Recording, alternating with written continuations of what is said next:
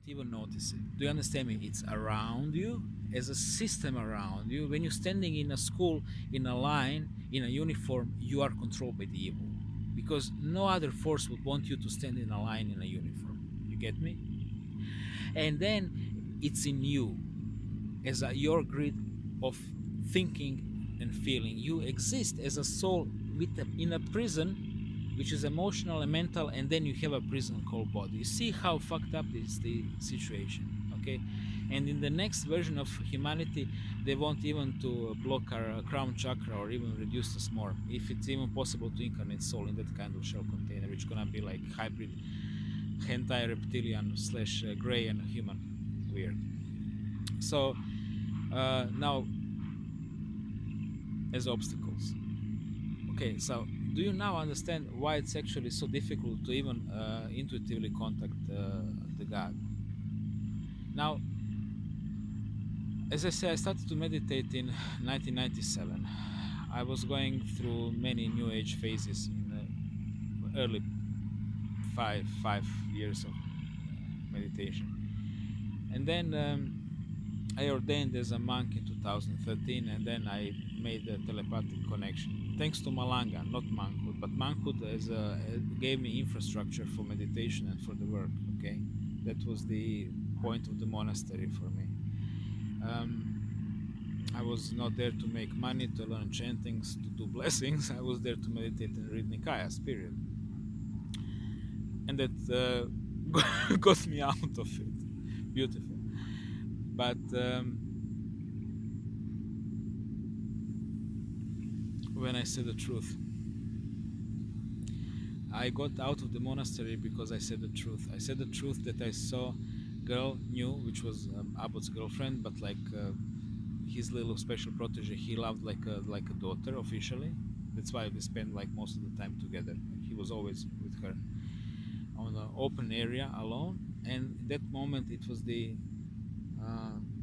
February. I forgot. I think it was I have it in one other testimony. It was the February 2013, and I was sweeping around the Kuti 4 p.m. and I felt something is going on upstairs. And it was 4 p.m. and I felt something is going on. And 4:30, when I was finishing sweeping circle around, I saw them leaving the upper room on the first floor, and they've been there close together, which is absolutely no for Buddhist monk to be in a closed environment with a woman. This is no. Even when they're sitting together, they got to be with somebody, with the third person, but it was not the case. Or very visible area, which was also not the case, not very visible. So they came out together, and he was like, when she took a seat, she was like a little bit upset, and he was like sitting by her and waving like a teenager. Come on, chill. And he's like, man, in his 60s. So in short, I said the truth that I saw that to outside person, to one Chinese lady which was running the mobile shop where I was recharging my internet account, and then she blew out to the whole community. And then also it came to him that another monk also saw him, so that also coincided. And in short, well, this is like a joke to you, right? But it's not a joke to me. It took me like 2.5 years to become a monk. By that moment, I was already 6 months monk, and thousands and thousands of dollars, right? Also in the process,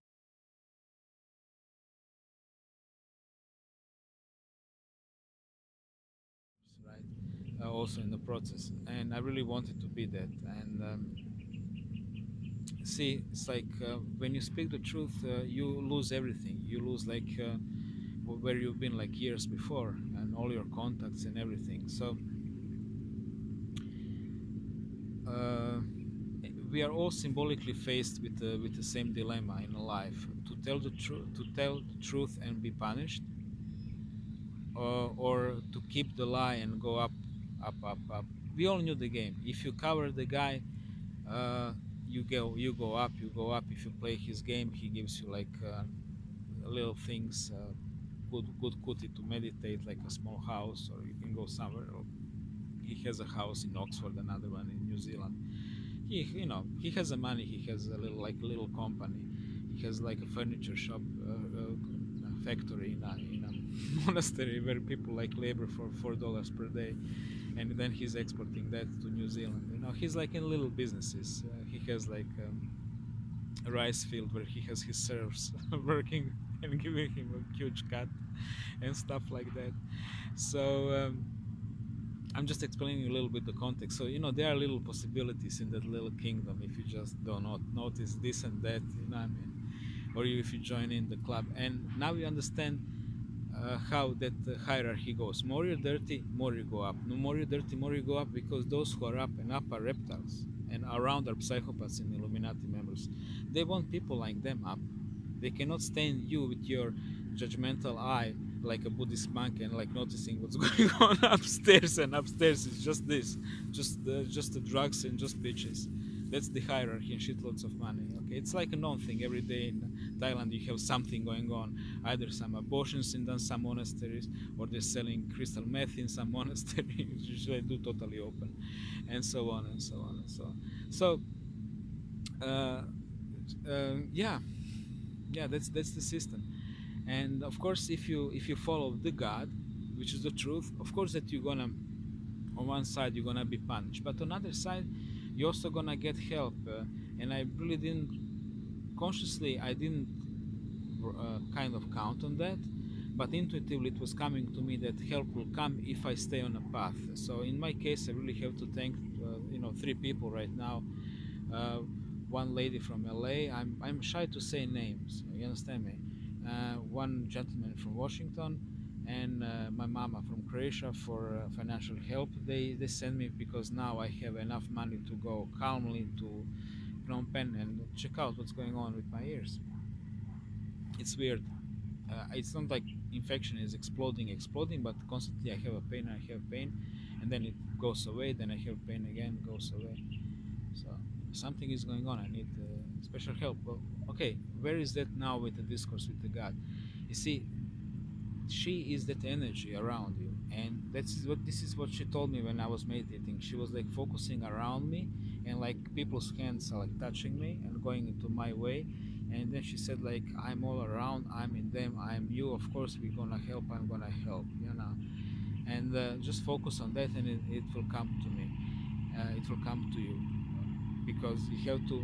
She was like always explaining me the main, you know, main problem is in your mind, in your ego, is you have the filter of possibility, what is possible, and then your energy goes through that filter. Now we have to find a way around that, and this is like what she's teaching me. And this is why in meditation I really have to go very, very high up to be there, to be thought. And this is why it's very effective for them to distract me with the music, with the street theaters around me. Because if like people are mentioning your names, maybe 5 meters away from you and shouting N-word, like, I mean, your body is noticing that, and you go immediately into the protection mode, and then you lose this connection, which is totally biological thing. I understand this completely what's going on in a meditation. I'm very conscious, you understand me, but it's just mechanism, this is just mechanism. There are some things you need to have, and this is like a peace around you. And this is exactly why I love the monastery. Just monastery was giving you this possibility. Plus infrastructure, plus that nice greenery, peace. Plus it was very safe. These are good things. I'm monastic type myself. I live by the brothel. Wall divides me from, I think, 3 or 4 young hookers and pimp and whole scene, and I'm not touching any of them. And I have a money, right? But it's just not even crossing my mind. It's just, I don't even need to explain you why.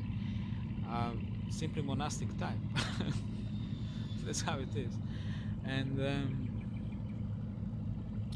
so yeah, I think this is gonna go into parts on YouTube. I feel also that I need to say more things about the whole thing. Is when you are inside in that field of God, you really feel energy coming into you, and she likes to do always kind of same things with me.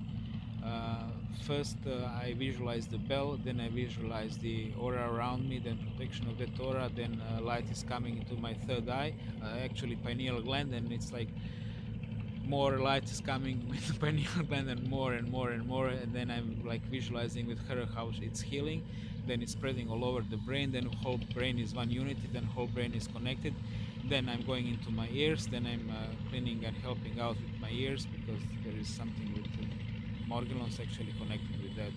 Yeah.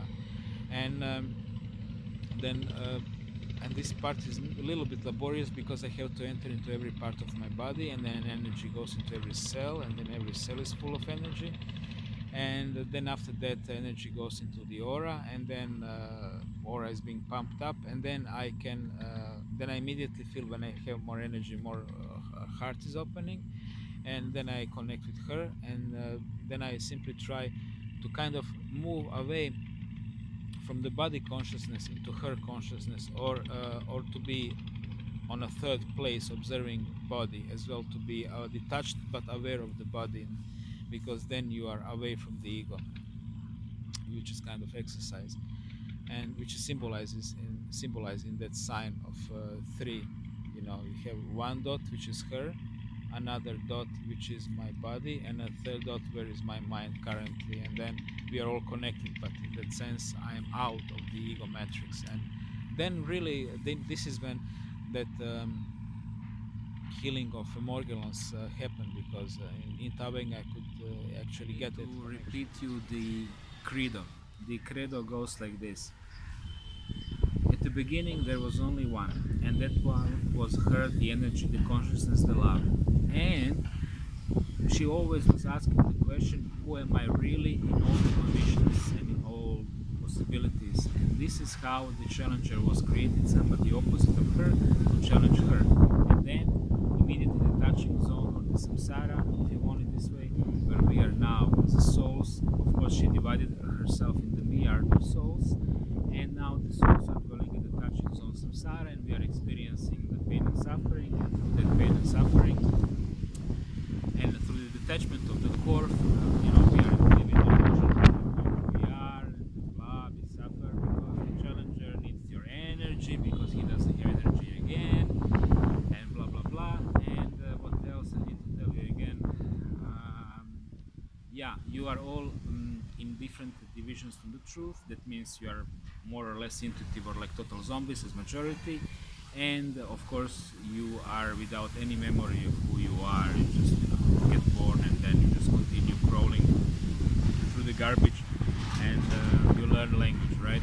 So these are the challenges, and precisely is the point of not knowing, and that she is not the challenger, which is of course confusing many people, and I need to explain that unconditional love, which is the energy, which is the source of the energy, which is giving you the energy, which means the prana, or the living energy, that part full of love is not that part which is lying you, constantly attacking you, and so on, which is kind of thing you need to figure it out, what is the God and what is the devil, right? And you also need to figure it out when the devil is posing to be a God, that all these contradictions in the devil, let's say chopping of heads, raping little children in case of Muslims, or in case of Christians, Inquisition, if you remember that, and slavery and all that, what is going on, and even now what is going on in all these reptilian churches, the rapes and so on, murders, these are not works of her, even if they tell you that God is doing that. Well, I really am doing my maximum here. Thanks for being there.